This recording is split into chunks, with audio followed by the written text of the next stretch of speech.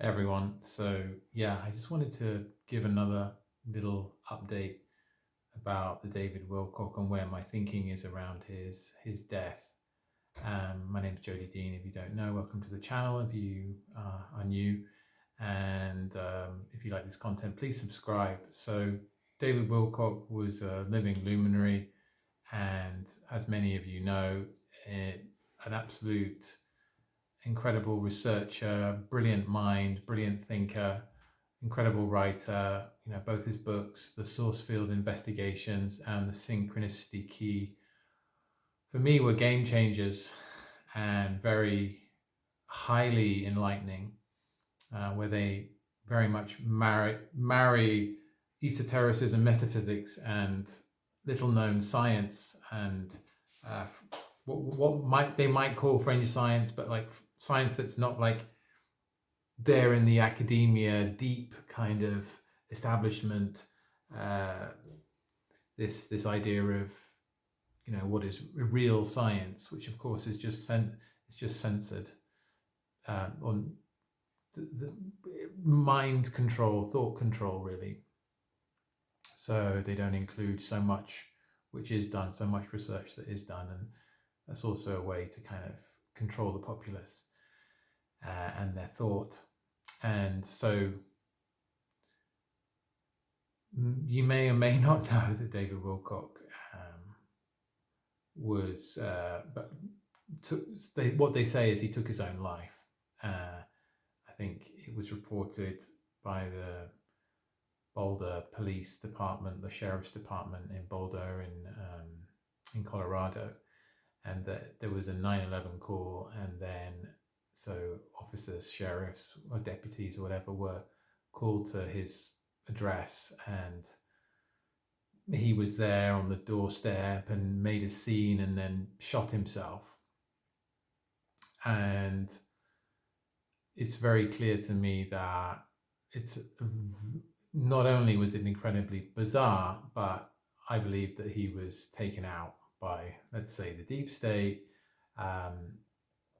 because he was so vocal, he was so influential, and he was such a bright light. And he was also working with anti-gravity technology through his, or being a director, shareholder, sort of major player in this company called Selvati, that he was very open about, an aerospace company.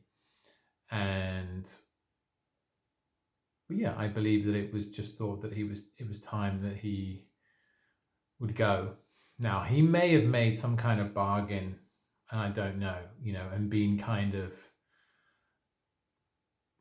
put into some kind of protection, or God knows, right? That's a possibility. Maybe they used a clone or a look-alike. But I think what is more possibly realistic is that they used voice of God technology on him. So voice to skull is also another word for it, but it's basically where they beam electromagnetic frequencies to your location, and you literally hear a voice in your head, and it's, you know, it's called targeting. So it can make people go crazy, because imagine you suddenly got a voice in your head and it's telling you to do this and do that and don't think that and everything else.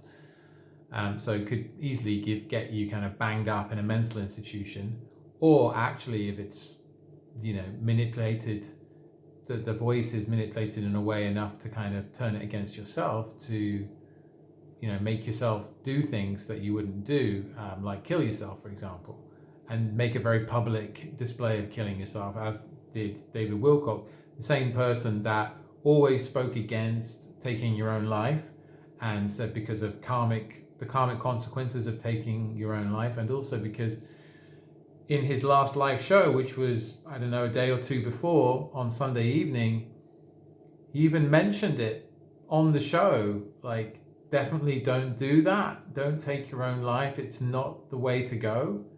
And, you know, he seemed pretty alive and upbeat and everything else. And then suddenly, a couple of days later, he's shooting himself in the head. I mean, it's so suspect, so bizarre. Whatever we're told, the official story is definitely not it. So I was just came in my feed, Akura, who's a channel and a psychic, and she was just channeling Yeshua and asking questions around David Wilcock's death. So, if he wants another kind of pointer, go check that out, because she's pretty very pure and clear, and that's what resonates with me. Like, exactly what the answers she was getting were the answers that resonate with me, which are that he was taken out.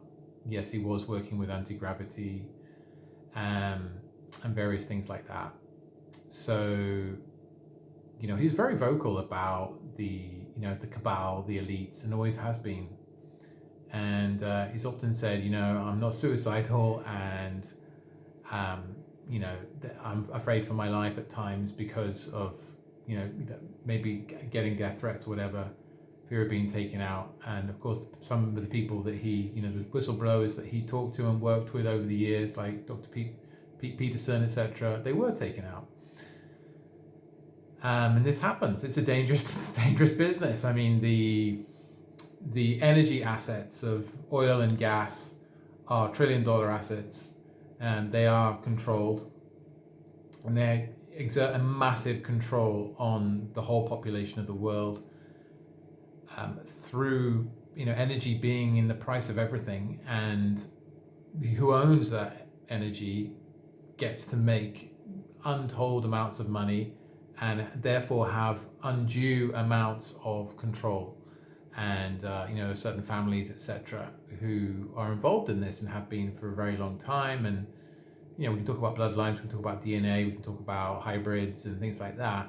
If you want to go there, let me know if you want to go there, because I don't usually go into these subjects here, but if people are really interested, then we can go there, because it's great to be able to make sense of it all and kind of have a broad narrative around all of this and start making sense of it all. Because anyone who looks at his death is going to go, well, what? Really? And if you really know who he was, you know that he would never commit suicide. So it's just so bizarre, the whole thing. So anyway, hopefully this video can help you